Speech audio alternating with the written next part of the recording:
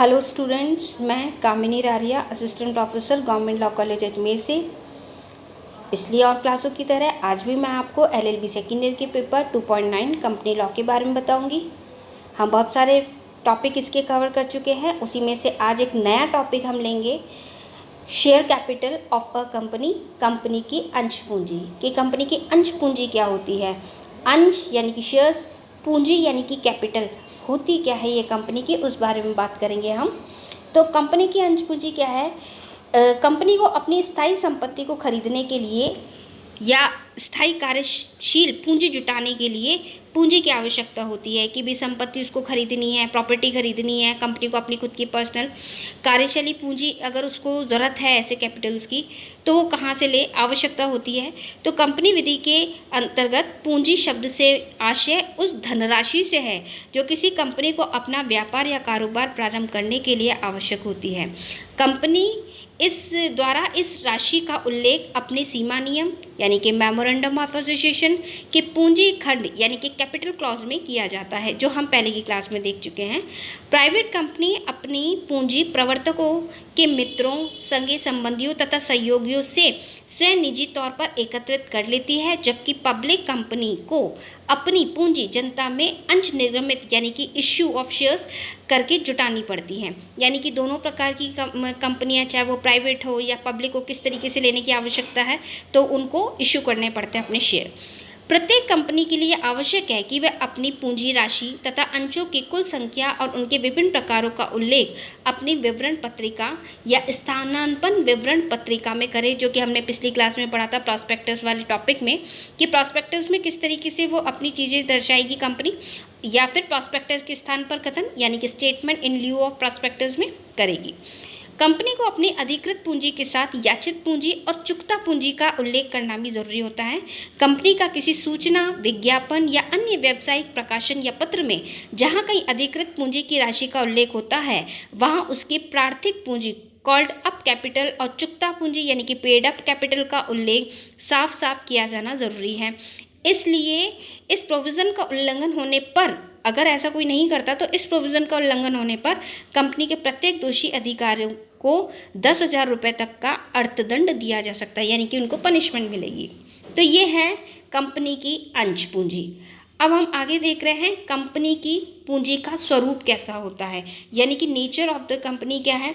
तो कंपनी को अपना कारोबार चलाने के लिए स्थावर तथा परिचालनशील पूंजी यानी कि फिक्स्ड एंड सर्कुलेटिंग कैपिटल का उपयोग करना होता है।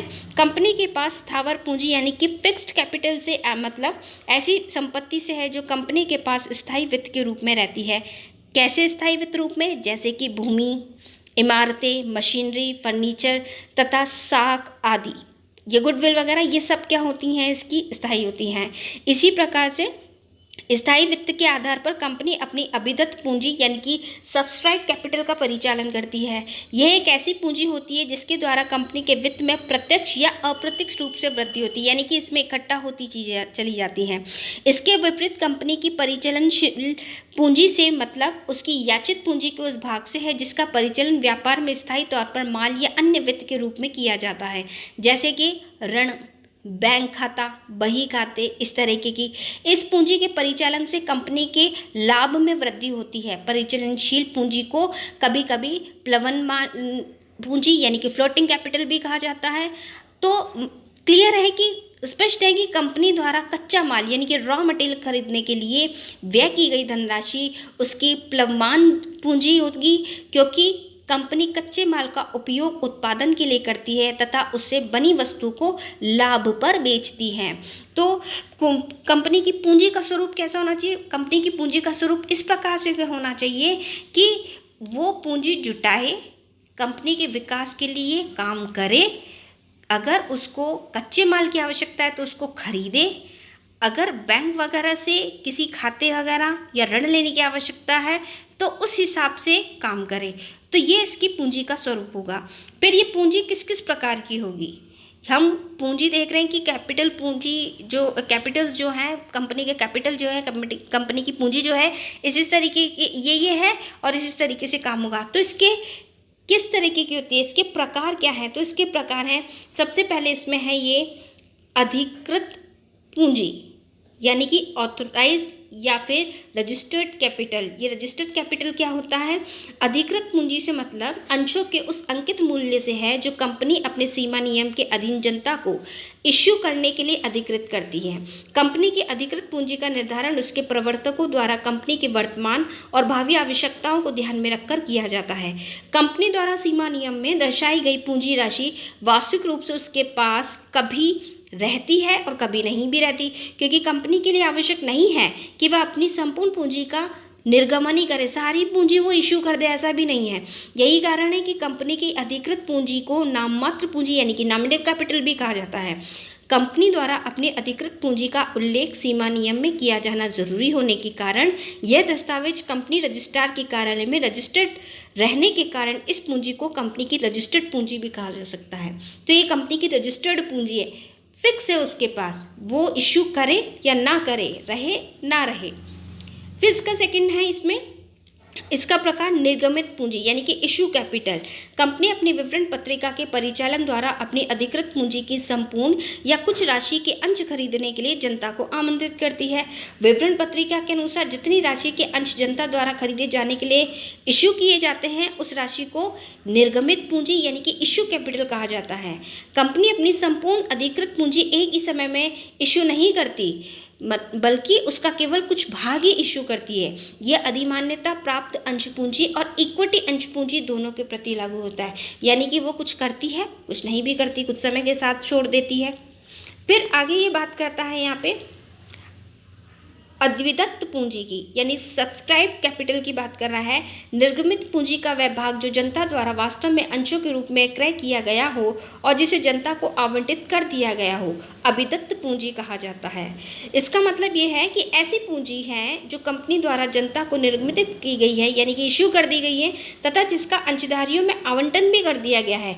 जब तक कंपनी द्वारा इश्यू किए गए अंश या अंशधारी गण धारण किए रहते हैं तब तक इश्यू वाले कैपिटल्स यानी कि इश्यू वाली पूंजी और अभिदत्त पूंजी एक ही रहती है। परंतु यदि कंपनी द्वारा आवंटित किए गए अंश पश्चातवर्ती मांगों का भुगतान न होने के कारण जब्त कर लिए जाएं तो उस दशा में इन दोनों पूंजियों में अंतर होगा तथा कंपनी द्वारा आवंटित अंशों की राशि को उसकी निर्गमित पूंजी कहा जाएगा, जबकि अंशधारियों द्वारा वास्तव में धारित की गई अंशों की राशि अभिदत्त पूंजी कहलाएगी। यानी कि ये कैसे करते हैं, क्या करते हैं, ये सब सीमा नियम में लिखा होना चाहिए।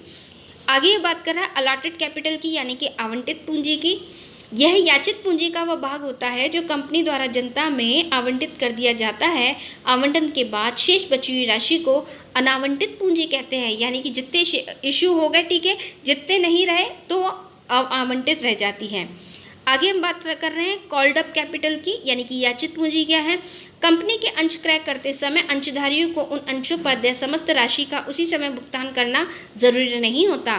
कंपनी अपनी याचित पूंजी के अंशों पर संपूर्ण राशि एक ही समय न मांगकर उसे आवश्यकतानुसार अंशधारियों से किश्तों में भी मांग लेती है, यानी कि आप अंश तो लीजिए, शेयर्स तो लीजिए उसका, लेकिन उसका भुगतान किश्तों में कर दीजिए। अतः कंपनी द्वारा अपनी याचित पूंजी पर मांग की गई राशि को याचित पूंजी या मांग की राशि कहते हैं। अधिनियम की धारा 2 उपधारा 15 सेक्शन 2 सब क्लास 15 के अनुसार याचित या मांग की गई पूंजी से मतलब कंपनी की अंश पूंजी के उस भाग से जिसके भुगतान के लिए अंशधारियों से मांग की गई है। फिर आगे हम बात कर रहे हैं यहाँ पे अयाचित पूंजी की यानी कि अनकॉल्ड कैपिटल क्या है। यह अआमंत्रित पूंजी का वह भाग है जिसकी कंपनी द्वारा मांग न की गई हो। मतलब ये कि अंशधारीगण इस राशि का भुगतान कंपनी द्वारा मांग किए जाने पर भविष्य में करते हैं, यानी कि पहले कैपिटल्स ले लिए, उसके बाद उसका भुगतान बाद में किया जब भी कभी कंपनी ने मांग की तब। आगे हम बात कर रहे हैं पेड अप कैपिटल की यानी कि चुकता पूंजी की। पूंजी का वह भाग जिसका जनता द्वारा वास्तव में भुगतान किया गया है कंपनी की चुकता पूंजी कहलाती है। चुकता जैसे कि नाम से लगता है कि हमने चुका दिए पैसे। आगे ये बात कर रहा है आरक्षित पूंजी की यानी कि रिजर्व कैपिटल की। यदि कोई सीमित कंपनी भविष्य में अपनी अयाचित पूंजी की मांग करना आवश्यक नहीं समझती तो उसे उस संबंध में साधारण बैठक विशेष प्रस्ताव द्वारा स्वीकृत कर लेना होता है। प्रस्ताव पारित होने पर उस कंपनी द्वारा अयाचित पूंजी की मांग केवल परिसमापन के समय ही की जा सकती है। और किसी अन्य समय नहीं। यदि उसे परिसमापन के पूर्व अयाचित पूंजी की मांग करनी आवश्यक ही हो तो उसके लिए उसे अनुमति लेनी होगी। कंपनी द्वारा आरक्षित पूंजी का निर्माण केवल उसके समामेलन के पश्चात ही किया जा सकता है, उसके पहले नहीं, क्योंकि वो यह सीमा नैया में अंतर नियम द्वारा अधिकृत किए जाने पर ही ऐसा नहीं कर सकेगी। आरक्षित पूंजी का उद्देश्य परिसमापन की दशा में ऋणदाताओं के हितों की सुरक्षित करना होता है। ऐसी पूंजी प्राय बैंकिंग कंपनियां ही रखती हैं। देखिए, इसमें समस्त जितने भी हम पूंजी पढ़ रहे हैं, कैपिटल पढ़ रहे हैं, इसमें आरक्षित पूंजी, रिजर्व कैपिटल ही ऐसा कैपिटल है जिसमें आप कैपिटल तो लेते हो लेकिन उसका भुगतान नहीं करते हो। ये ऐसा कैपिटल होता है जो कि प्रत्येक कंपनी रिजर्व रखती है कि कल को अगर भविष्य में किसी तरह परिसमापन की यानी कि वाइंड अप की नौबत आ गई या कंपनी की बहुत बुरे वक्त की नौबत आ गई, तब ये आरक्षित पूंजी की मांग करती है। आगे हम बात कर रहे हैं स्थिर तथा परिचालित पूंजी की यानी कि फिक्स्ड एंड सर्कुलेटिंग कैपिटल की। कंपनी की स्थिर पूंजी फिक्स्ड कैपिटल और उसकी चुकता पूंजी पेड अप कैपिटल का वह भाग होता है जो स्थायी आस्तियों को अर्जित करने हेतु निवेशित किया जाता है। कौन से? जैसे कि कंपनी की भूमि, परिसर, भवन, प्लांट, मशीनरी आदि कंपनी की स्थिर पूंजी के अंतर्गत आते हैं, जबकि चालू आस्तियों के लिए निवेश की गई पूंजी जैसे भंडार में रखा हुआ माल, नगद राशि, विनिमय पत्र आदि कंपनी की परिचालित पूंजी के अंतर्गत आते हैं। तो ये स्थिर है यानी कि फिक्स्ड है और परिचालित है, जैसे कि नाम से लगता है आती जाती रहती है। आखिरी हम इसमें देख रहे हैं कौन सी पूंजी है लास्ट, चालू पूंजी, वर्किंग कैपिटल। कंपनी के समस्त चालू दायित्वों के लेखे जोखों के बाद उसके पास जो अतिशेष यानी कि एक्सेस आस्तियाँ और धनराशि बचती है उसे कंपनी की चालू पूंजी कहा जाता है। लेखे जोखे के बाद यानी कि सब कुछ लिखत पढ़त करने के बाद जो अभी है हमारे पास जो वर्किंग में है उसको कहेंगे वर्किंग कैपिटल। तो ये share capital of a company में ये कैपिटल्स क्या होते हैं हम आज वो देखे हैं। कैपिटल्स के काइंड्स कितने होंगे, प्रकार कितने हैं वो हम देखेंगे, और कौन कौन सा प्रकार किस किस तरीके से किसको दिखा रहा है वो हमने आज समझा। आगे की क्लास में हम अंश के बारे में यानी कि शेयर्स के बारे में बात करेंगे कि शेयर क्या होते हैं और वो कितने प्रकार के होते हैं और वो कब कब कैसे काम आते हैं। Thank you students.